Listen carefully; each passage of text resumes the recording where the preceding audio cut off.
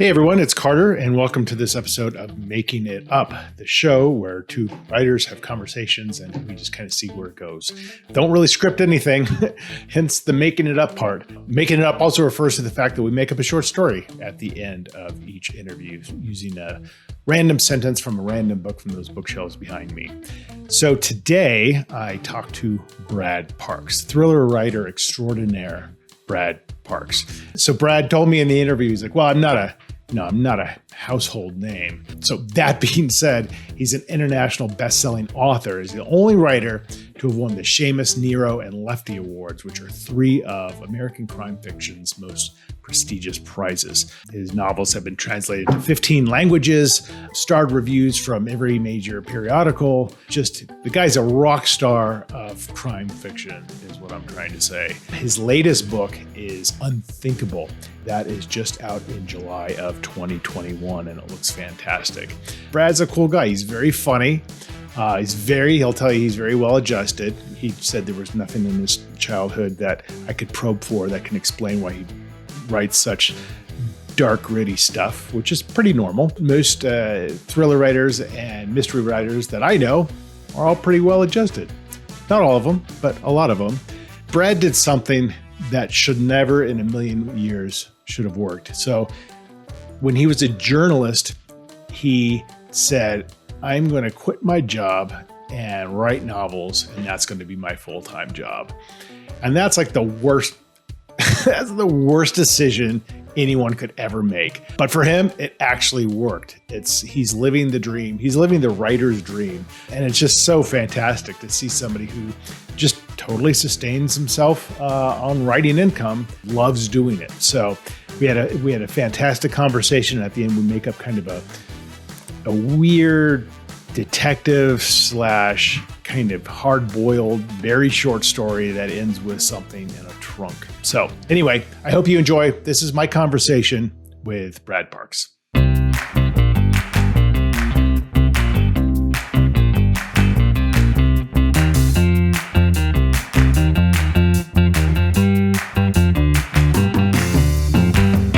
Minimalist. I love it. Well, it's either, so you have this beautiful background and I appreciate it very much. And I just couldn't come up with anything that was any good. And so this was like either be like really good or just really nothing. Right. Yeah. Well, it makes your face pop more. And that's, especially my eyes, I hope. Who doesn't want that? So it's good to see your face. I don't know if we've actually ever formally met, but I've seen you around Thriller Fest, over the years for sure. Oh yeah, absolutely. Yeah, no, I totally. I as soon as Megan set this up, well, first of all, I was like, God, I feel like I know that name, because the ITW Awards and things like that. And then I Googled your face. I'm like, oh, I've seen that guy a ton of times. Yeah, that guy. That guy's a douchebag. How are you? Yes, but aren't we all? Yeah, we are. Most of us are. Yeah. Where are you? You're Virginia, right? Yeah, Virginia most of the time. We're actually in New Hampshire right now, which is why you're getting this blank background because I'm zooming from a secret location. I've said 2 books in New Hampshire. Where are you? Nice. So we're in Canaan, New Hampshire right now. Okay. Which is like kind of nearish to Hanover, like 25 minutes from Hanover, something like that. Okay. Where have you done stuff? So I set my 5th book in Manchester. And the book that just came out, The Dead Husband, and the one coming out next year are both set in a fictional town called Bury, New Hampshire, which is kind of an affluent kind of bedroom community outside of Boston. Ah, yes. Okay. So I can fill in the blanks there as to what that one was. Right. Yep, exactly. So what's the attraction there to New Hampshire? It's not 98 degrees with 100% humidity. Right. So my wife gets a job up here at a summer camp, and my kids go to the camp for free. Okay. And I just do my normal thing from the corner of the dining hall at the camp, and it's all on a lake in New Hampshire. Ugh. Where, it's 72 degrees and low humidity and gorgeous today. So that's the kind of thing that pisses off authors, right? I know. The image you just created of like, we go in summer in New Hampshire, and when I'm on the lake is when I can really focus on my writing. Right. To use summer as a verb is just especially precious, right? Right. Exactly. but that is really kind of a phenomenal, picture that you painted there. It's a good gig. It's a good gig. Yes. And yeah, just to rub it in further, I could show you just slightly off camera. There's the little floaty that I will be lying on, floating on the lake. After I've got like one or two more promotional things to do this afternoon, and then I'm done. I'll be floating on the lake. So right, because you have a book coming out on Monday, right? On Tuesday. Yeah. Tuesday. Yeah. So I'm in that familiar spot that I know you know well, where you're like, you get tired of talking about yourself. Yeah. Well, I mean, I never quite get tired of talking about myself. I get tired of talking about that particular book. Right. Yeah. There's that. So where did you grow up? Connecticut. Okay. And what was that like? What was? Have we started the interview, by the way? Oh yeah. I didn't realize we're rolling. Okay. This is all. It's a very personal interview. Yeah. Well, yeah. No, I just didn't know. So I wanted to know if I could make fun of your hair, if we were rolling, because anything you want. What I was going to ask is I know you're a Cornell guy. I am, and you're a Dartmouth guy. Yeah, and Barry Eisler is a Cornell guy. Oh yeah, he went to law school there, right? And you and Barry Eisler have the exact same haircut. So I thought maybe it was it's a thing. Is this a thing? You go to Ithaca, you get the long hair. What's with that? I don't know. I haven't seen him in a while. Is his hair he's still kind of wearing it long? Oh yeah, no, you guys are you could pass as twins. Oh, that's funny. Yeah, I at BoucherCon one year, somebody came up to me and called me Barry, and I'm like, nope. Take out a few sales, and then you have me. Yeah. So you grew up in Connecticut. Yeah, Connecticut. Yeah. And brothers and sisters. In an incredibly sheltered place. I mean, Ridgefield, Connecticut. So we're talking Fairfield County, which, even back then, 30, 35 years ago, was, incredibly affluent and not really part of the real world. Okay. And when you go back there now, it's even less part of the real world. You do see this kind of separation that's happened between some parts of America. So I live in the rural South now, which in a part of it that has frankly kind of been left behind in a lot of ways. Huh. And so it makes the Ridgefield, Connecticut's of the world that much more glaring for what they've achieved and accomplished. Because I go back to my hometown. You know how you're supposed to go back to your hometown and everything is supposed to look smaller? Smaller, yep. No, everything looks bigger because every split level ranch that I played Dungeons and Dragons in once upon a time has been knocked down and replaced with this mega McMansion that goes to within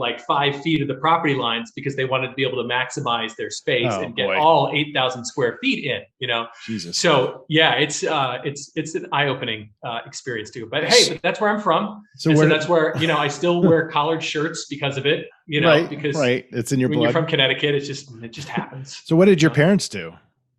Dad worked for IBM. Okay. And mom was an architect. Okay. So just a nice, well-to-do. Yeah. If you're Carter, if you're looking to mine my childhood for trauma, difficult, it's just not there. And it's not typically, right? I'm always asked those same questions too. I'm like, unless there's some repressed memory that hasn't popped yet. I had a totally normal childhood. Hey, look, save that for book 9. Okay, Carter? That's right. But I did have the dedication to my parents in one of my early books was to mom and dad, thanks for a wonderful childhood, all the great memories. And if my books are not dark and twisted enough, it's totally their fault. I feel like they could have screwed me up a little more. Give me a little more angst, a little more stuff to mine or something like that. But no, I had this happy, privileged childhood where I didn't have to worry about where a meal was coming from, didn't have to worry about healthcare, and, I got to go to a place like Dartmouth College. Yeah, totally. What an amazing experience and opportunity that was. So no, I had it totally easy. No question. I mean, and it makes you wonder, maybe had you not had that specific childhood, maybe you wouldn't be doing what you're doing now because maybe your imagination needed to kind of take over and compensate for things that you had never experienced before. It didn't happen. Who knows? Well, so I don't know. I do have this thing of there are absolutely parts of a writer that I believe are made, right? The craft of writing is, hey, you sit your ass in the chair, it's a muscle. And you put your hands, and it's a muscle, and you work the muscle, and you develop the muscle, and everything like that. But then there's also, I think, the art part of writing. So if writing is an art and a craft, and I think it is, the art part of writing that's maybe more what you're born into / born with. Where I was always a kid who just had this crazy fantasy life going on all the time. Like I was a sports nut. As a matter of fact, what got me into writing was sports writing. And so like I would, I would keep stats on my imaginary exploits. And like I would go out. So I cannot make this up, Carter. I would go out in the backyard and play football by myself. And like I would tackle myself, I would throw the ball to myself, I would run and just make the fingertips catch right in. I mean, it was very dramatic. Yeah, me tackling myself, I think, was the really enduring image of that. Right. But like in my mind, there was this whole game going on, right? Or in the wintertime, I'd go down in the basement and I was a pitcher. I mean, I was a Cy Young Award winner, Carter. Not just anyone you're talking to here. That's impressive. But I always kind of had this stuff that was going on in my head that at the time just made me a weird little kid, right? And now I guess it just makes me a weird grown-up because I still have it going on, like I can just be driving past a police car going 5 miles over the speed limit, perfectly sober with my license and registration all in a good spot. And immediately I'm imagining like the cop has pulled me over on some trumped up charge and I'm being thrown in a jail cell and suddenly my whole world has been stripped away and who's messing with me and I don't know. And this is going to the grocery store. Does it always go in that direction of like, something shitty is about to happen? Like that's where my mind goes, is like worst case scenario. I do write thrillers, right? So, sure. I believe in what I call the anti-Hippocratic oath. So like, if do harm. Do harm. Yeah, the anti-Hippocratic oath is do lots of harm. Yeah. So anytime you can find a way to make things more difficult for your character, do it, right? I'm sure you've been asked this question, but every now and then I'm just asked, just kind of the basic question of like, why do you write dark things? And I never quite know the answer to that because, to me, it's what's the tension is what's interesting to me. And maybe I'm not capable of writing, yeah, Carter, we're not that thoughtful and smart when you get down to it. I was a journalist for many years. Yeah. And I covered crime. And I knew on any given day, I was going to be interviewing someone on, frankly, the worst day of their life, right? Because their loved one had just died or something horrible had just happened. And I always found that was a much more interesting explication of humanity than getting them on an ordinary day, right? But that's so heavy as a reporter, knowing that those calls are going to be, you have to have such a degree of empathy to even manage that phone call and get the information that you need to get. That must have been exhausting. Well, it's a lot of times it's not a phone call. I mean, you're literally, in the old days anyway, you're knocking on the door and then you have to come face to face with that person. And honestly, I don't know how other reporters did it or whatnot, but like I believe in the power of stories, right? I just do. And I believe that stories can uplift and stories can heal and stories can, even just if they're making sense of things, stories can help. And so if I was in that place, I was going to tell that story as accurately and as humanly as I could. Yeah. And that by adding that humanity to it, I was maybe making things a little better. Yeah. Yeah. So what did you study at Dartmouth? Geography. Obviously, Carter. Like what do we do at these namby-pamby Ivy League schools? Hey, I went to hotel school. Oh, okay. Oh, so you actually studied something that mattered then. Yeah. I love how like the Ivy Leagues like eschew anything pre-professional because God, we wouldn't want to be dirty. So yeah, Cornell is obviously, the exception to that because, somebody has to learn to fluff the pillows and that's put right. the mints out. They don't fluff themselves. I'll tell you that much. That was the final exam, right? How carefully can you fluff the pillow? The shit that the hoteliers got at school, like come on, it's natural. Yeah, napkin folding. You take a napkin folding class now. I was a sports guy, so we just always assumed that the tailback on the football team who was running for 1,000 yards and running circles around everyone. All right. He's the one from the hotel school, right? With it was a little easier for him to get in. Yeah, and that's right. That's right. How it works. How did you get into journalism? It was really for me. It was the same way I got into writing. And I always say, Carter, I got into writing for the money and the sex. Right. Which is obviously, isn't that why everybody does it? I mean, but it's actually true. So I was 14 years old. I was in Ridgefield, Connecticut. And if you can suspend your disbelief for a moment, I was not quite the strapping paragon of malehood you see before you. I had not gone through puberty yet at all. So I was short. I had this high squeaky voice. I was kind of pudgy. So like the crotch of my pants kind of like hung down around my knees. Like I did not have a lot going for me. But I saw this ad in the local paper that said sports writers needed. And I was like, well, I love sports, and I've been, doing these imaginary stories anyway in my backyard, and I'll go cover high school sports. And it was in particular to cover the Ridgefield High School girls basketball team. Oh. So here I am, short, fat, dorky guy, and they're all like tall and blonde and gorgeous. And you've got your press pass getting right in. If I can be the guy who puts their names in the newspaper, they'll have to talk to me. And then I will get dates, right? Like this. And so that was the sex part of it. The money was that, it paid 50 cents a column inch, Carter, which meant I could make more doing that than I could babysitting, which at age 14 struck me as a heck of a good deal. And so totally. That's kind of what got me into writing and into journalism. I really I think of it all as storytelling, right? Because that's what I fell in love with. I fell in love with the stories.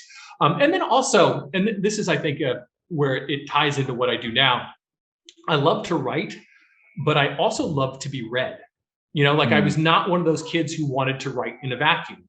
I wanted to have what I wrote be seen, and I loved, I don't know what this says about my ego or how I'm constructed. I don't know. I loved it when people saw my stuff and when I knew it had an impact on them, and, and they would, mention something they'd read in my story, which I just thought was, the most incredible thing. And I think on some level, I started off just trying to reach an audience, and that's what I do now. I try to reach an audience. I am not, as much as I love doing this, I'm not doing it for me, right? I'm doing it to be read. I'm doing it I love getting those emails from readers, totally. Where something you have written has touched them, right? And that's magic to me, because it's this neat thing that's happened where, oh my God, they've taken my steaming turd of a novel, this thing that happened in my head, and I struggled to get it on the page, and then I edited 100,000 times and all that kind of stuff. And they've actually made it part of their life, right? They've inhabited it, and I just think that's lingers an incredible with them. thing. Yeah. Or when they'll say, I really love this line, and you might not even remember that line, right?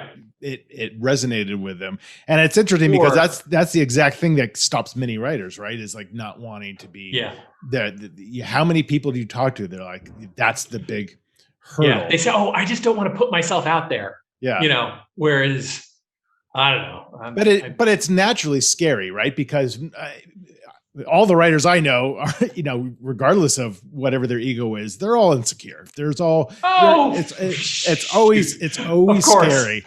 And the more you put yourself out there, the thicker your skin becomes, and the more you're able to kind of, almost be meditative and in the moment and let things go. And, you get a shitty review and oh, that's interesting. What can I learn from that? But wanting, so when you're writing, because when I write, and I always say this is I kind of write for myself because I don't know what the story is. I have zero idea. And it's such a thrill to me to what happens next. Yeah. Oh, sure. But I guess I'm always doing that with a sense of the audience though. And so I think even as I'm drafting and sounds like you're a pantser like me, I have no idea where I'm going. Right. Yeah. But I'm still ever cognizant of making it interesting and not being boring. And if I'm bored as a writer, you're going to be bored as a reader. So, if I'm bored, something is terribly wrong and I better make something happen fast.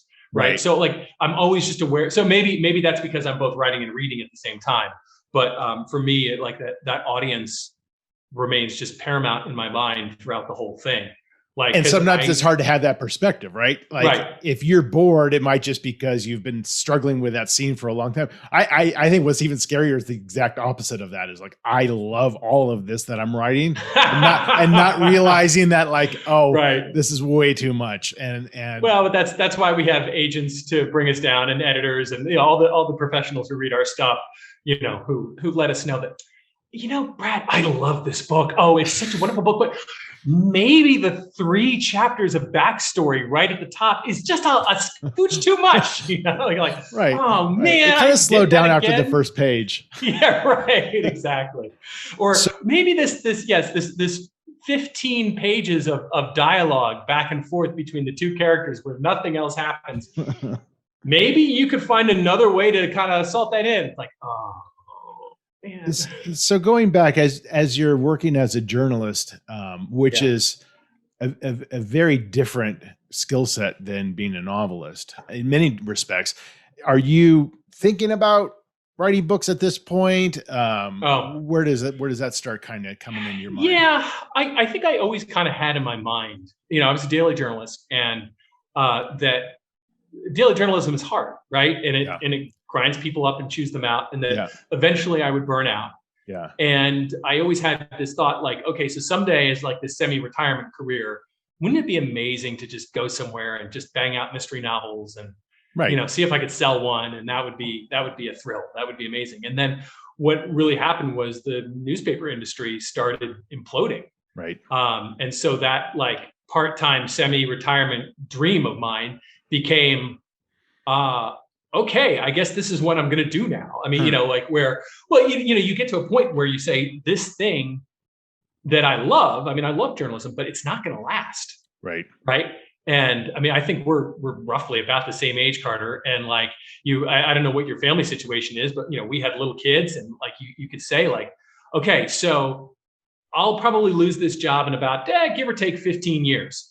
Oh, when those little children will be entering college. Right. Oh, that's a really, really bad time for daddy to lose his job. Right. Right. And so it became like, I'd always kind of dreamed of being an author, but so it essentially forced me to chase a dream. Like, cause I said, okay, let's jump rather than be pushed. Right.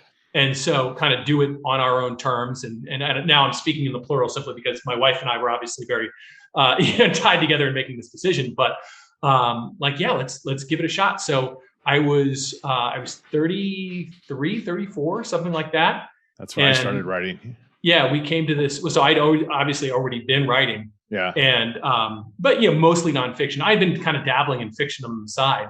Yeah. And we kind of came to this conclusion of like, okay, we're going to make this big jump. And I gave myself 5 years, right? I said, okay, I'm going to see where I'm not going to look at anything for the next 5 years. I'm just going to write as much as I can write. So you had the financial wherewithal to be able to do that with your wife at the time.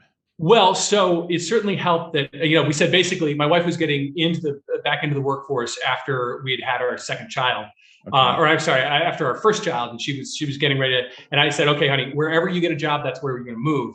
And she had previously worked at a boarding school. And we knew there was this really cool thing that boarding schools do, which is you live on campus for free. And suddenly, as a new author, free was about what I could afford.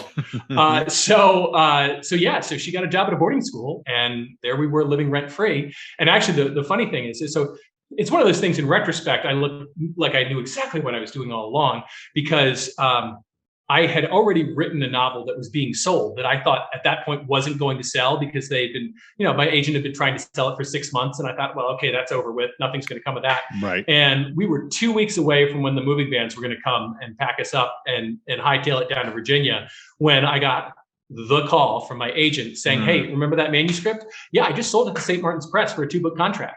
Jeez. So I know. So I was great. like quitting my job to become an author, and lo and behold, I was an author. And again, it made me totally look like I knew what I was doing when in fact I did not.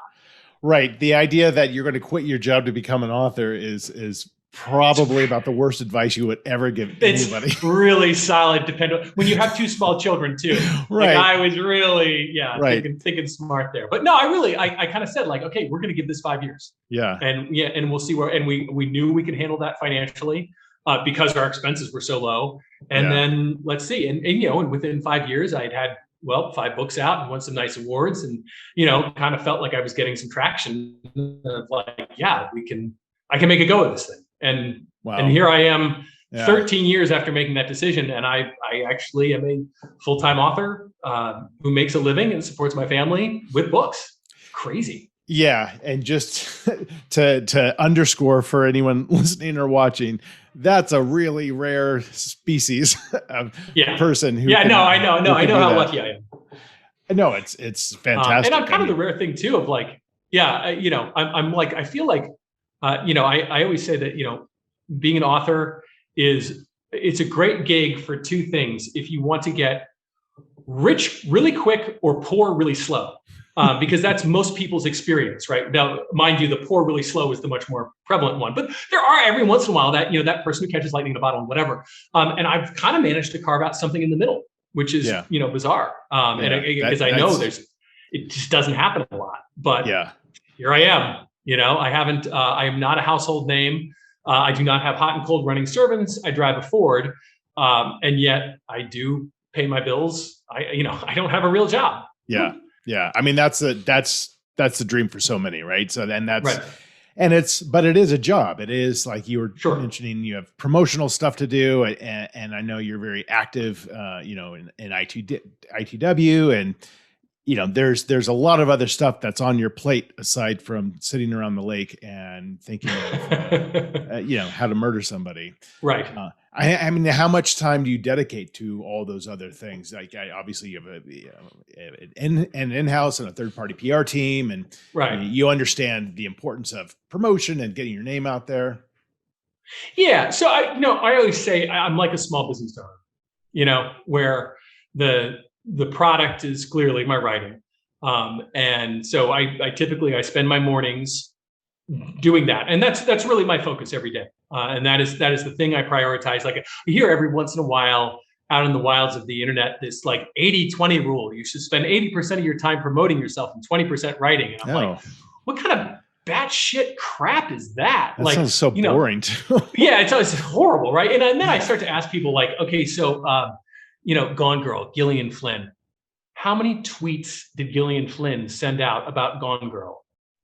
Oh, none. She wasn't on Twitter. I mean, like, that kind of like these, like I don't think like Alex Michaelides was handing out gift baskets at the at the local library to get attraction first. Like, it's going to be about the product, right? And so that's really where most of my focus is. And then, so I write in the morning. I typically exercise in the middle of the day. And then in the afternoon, I do some of the promotional stuff, whatever needs to be done. And there are times of the year when, frankly, Carter, nobody much wants to hear from me. Right. And it gets a little exhausting, like promoting oneself, and it's very easy to tend towards the, I'm not going to do it because who cares? I always go that far.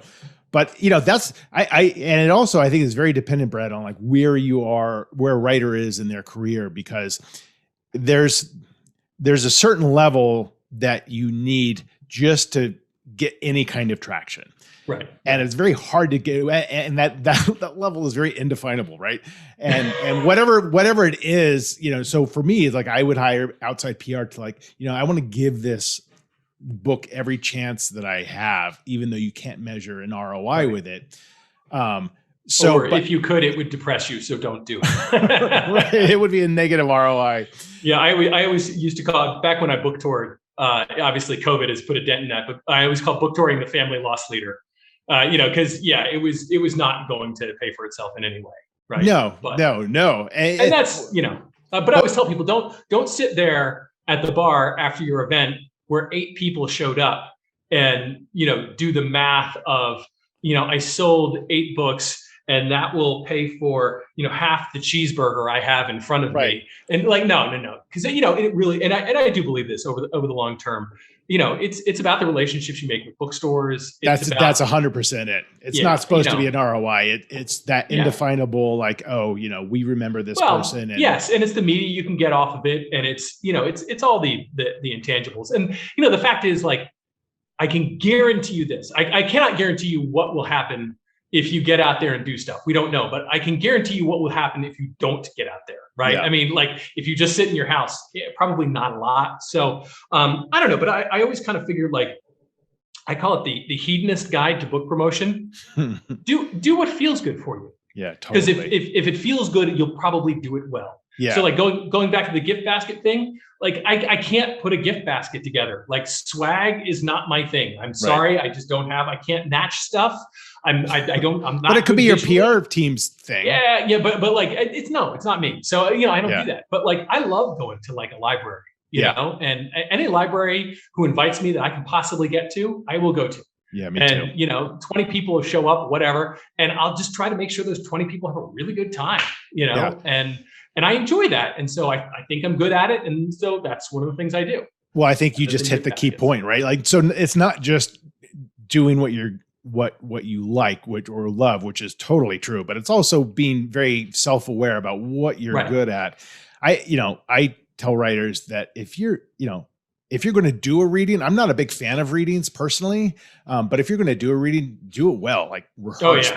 I've gone to public speaking classes, and I love being in front of an audience, and I love the energy, but there's other people who don't, and I'm like, okay, well, don't. Because don't do it. You look like you're suffering. No, I absolutely. That's the secret. It's like, I rehearse all that stuff. I mean, back when I toured, like I would write out what I was going to say and then read it enough times that I had it memorized. So it looked like I was a gifted extemporaneous speaker, when really, no, I'm just a writer, Right. And that part I'm going to read, I absolutely practice that. And, I develop the voices, I do all that kind of stuff, but it is, you're an entertainer at that point. It's a show. So put on a damn show. Yeah. And be vulnerable. I think that's important because I think, one of the reasons I started this interview series is because I got kind of tired of hearing the same questions and, what's on your nightstand where do you right get now? your ideas? Yeah. I mean, who gives a shit? Like, that's, tell me. And who knows, right? Right. I mean, there's some interesting parts to that, but, I love like being vulnerable in front of an audience and having them ask me personal things of like, this is how I feel about that. And this is how this manifested itself.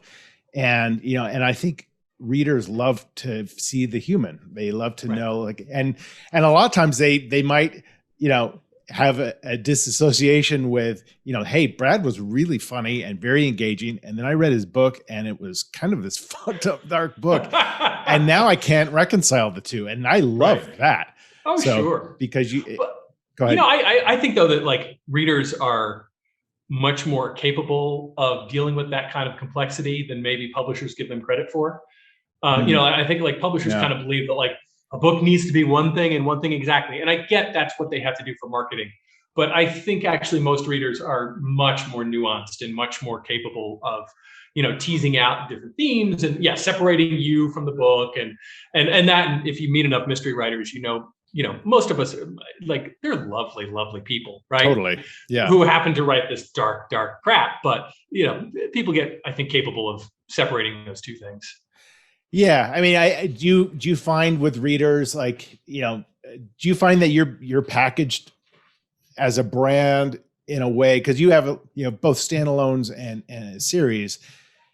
Do you find like you're packaged in a certain way where readers now have complete and total expectations that you have to, is that part of your awareness when you're writing as well, when you're thinking about the audience?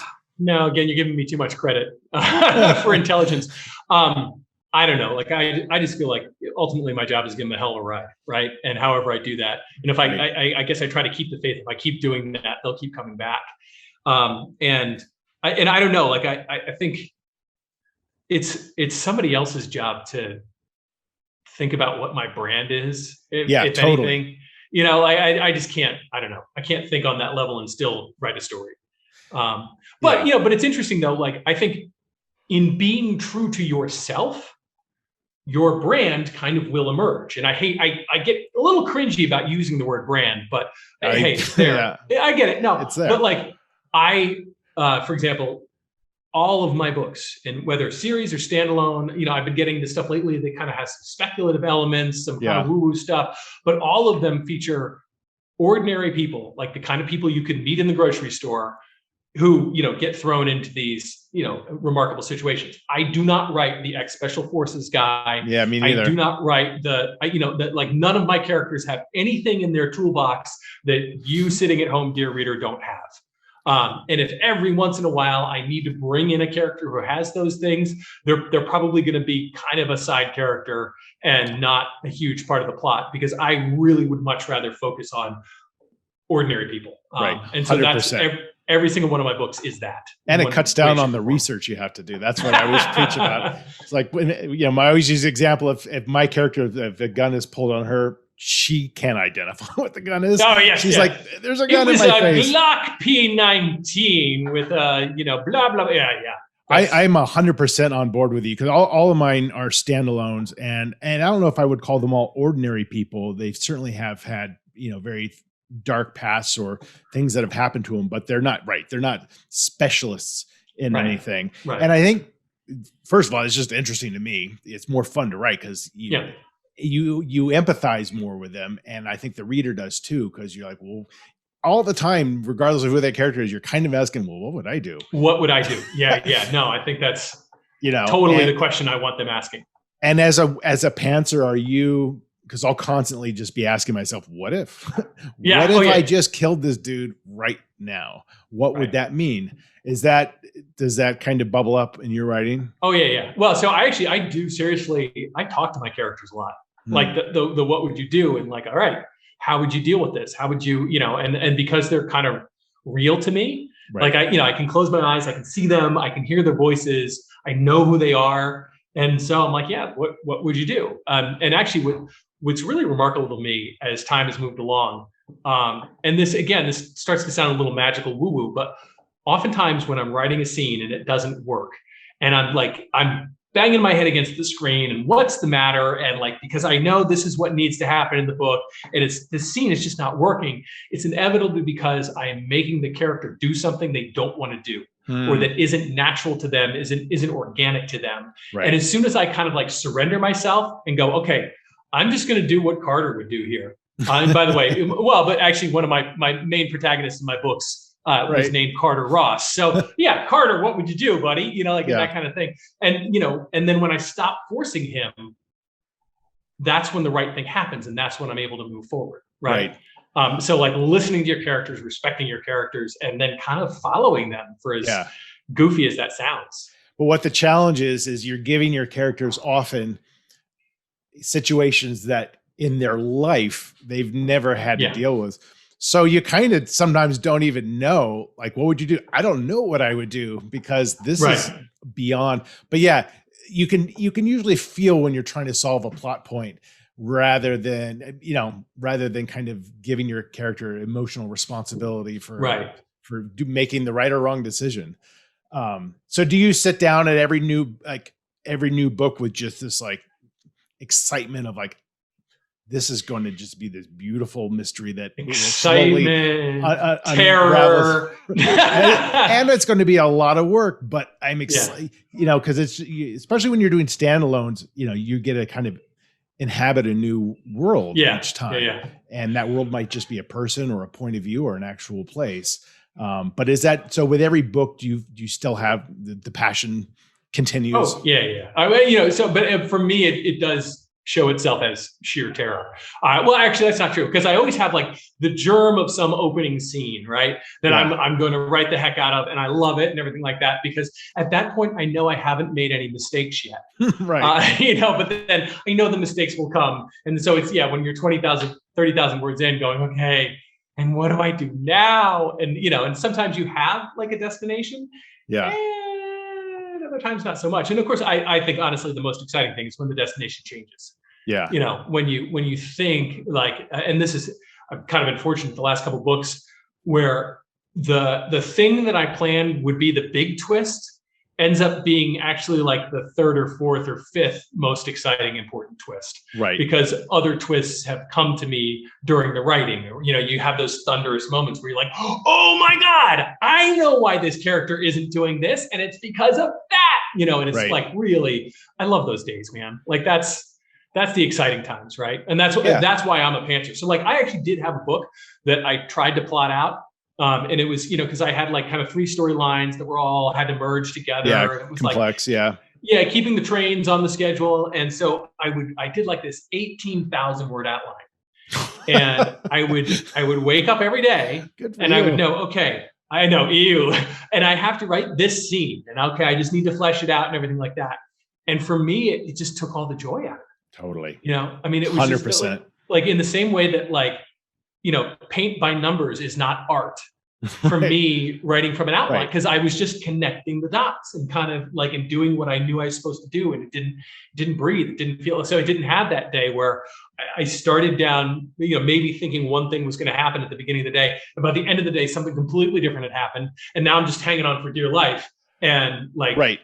It's terrifying, but it's also just wonderful fun. I mean, and and I always think if I'm surprising myself, I'm surprising the reader. So that's exactly what I think. And it's funny that what I'm writing now that won't come out for a couple more years is, when I started writing it, it wasn't under contract. I'm like, I just want to write this story. I had this story knocked around in my head, and it was just not even a story. It was just, I want to write about this woman who's just kind of a savant who's kind of wandering. And I'm like, it's not even going to be a thriller. This is just for me. It's what, and then like about, 30,000 words, it got supremely dark. Like, and I had no intention of doing that. And I'm just sitting there. I'm like, of course this is what happens now. And it's horrible, but what is she going to do? And I'm like, okay, I think this is going to be another thriller. Imagine that. You all get kind of pulled back to it. All right, well, we're going to do a quick storytelling, then I'm going to let you go. I've heard a little bit about this, and I'm frankly terrified. Carter, the whole reason I became a writer is because I have anywhere from like 5 minutes to 5 weeks to 5 months to whatever to think of the cool thing to happen and to think of the right line. To do it on the spot, I'm not sure about. But this is great because first of all, it's only going to last about 2 or 3 minutes. We're going to take one sentence from a book that you're going to choose, and then I'm going to read it, and then we're just going to go back and forth with a sentence or two, and it never goes smoothly. But it's always interesting because sometimes, and it's scary for me because I got to do it every fucking time. but sometimes there's this energy there. Sometimes we just don't know where it's going. Okay. So we're going to have a car accident on our way to the train wreck, basically. That's right. So you can choose from the books, Stephen White's Missing Persons. He's a local Colorado author. Thomas Harris's Red Dragon, or a nonfiction book about serial killers. So was that Peter Bessie? Peter Vronsky. Oh, okay. Because there's a famous sports writer named Peter Bessie. I'm like, he wrote a book about serial killers? You really went on a departure. All right, so let's take on the challenge here, Carter. Let's go with the Thomas Harris. Come on, let's be iconic here. So give me a page between 1 and 350. So it is right now, as I'm recording this, it is 1:41 p.m. So page 141, please. Okay, and a sentence between 1 and 5. Oh my God, he writes long sentences. These are not long. Oh, okay. I'm going to say 3. Okay, so it's a piece of dialogue, so we don't know who's saying it. Perfect. If he calls at all, it'll be short. So let's play him perfect. Carter said as he buttoned his overcoat and turned to his colleague. I don't think the conversation is going to last very long, Carter continued. But we have to make sure, no matter what, he tells us where the body is. But why would he tell us that? Doesn't he know we're working for the FBI? You haven't been here very long, have you, Johnson? Of course he doesn't know. But if he suspects anything, you know what to do. I have a badge. I took an oath. You're not actually suggesting I... Carter took Johnson by the shoulder, walked him out of the room, and walked him to his car in the parking lot where he popped open the trunk. Look in there, Carter said. Don't you think I'd be in a shitload of trouble if they knew about this? Screw your oath. Johnson took one look and retched forcefully. Jesus, you are green, Carter said. Give it another 2 years, and you'll forget this kind of thing is even in your trunk. Wrap. That's a wrap. Yeah, I think you'd be great. We might have switched characters and points of view. I'm not sure. That's the beauty of it all. Next thing you know, we're going to be co-authoring something. Absolutely. Have you ever done that? Have you ever written with somebody else? So I do a fun exercise every now and then if I'm called to talk to school age kids. Yeah. I kind of want to make it real and kind of have something interactive, Sure. so they're not just like sitting there asleep. I always say there is a novel in the daily newspaper every day. So on my way to the talk, I will buy a daily newspaper and we will open it up and say, okay, where's our novel? And they'll pick a story. And I say, okay, and here's the, I'll read the first couple of paragraphs. That's the basis of our story. That's the beginning of our novel. Let's go. That's and great. we okay, who's our protagonist? And okay, here's the conflict here. So how's it gonna, work it out? And what are some of the obstacles he's gonna face? And and what's she going to do when this happens? And we just kind of like, and it's really fun because the stuff that comes out of kids' heads is just wild sometimes. And totally. You just go, okay, let's follow this and see where it goes. But so I'll do that from time to time. And yes, it's messy and sloppy as hell, but it's awesome. Yeah. So it's funny. I do a similar thing with third graders where I don't start with a newspaper, but I say, give me an opening sentence, and all the hands go up and stuff. And we start crafting a story, and it's, the boys always want to go immediately dark and violent and there's no structure.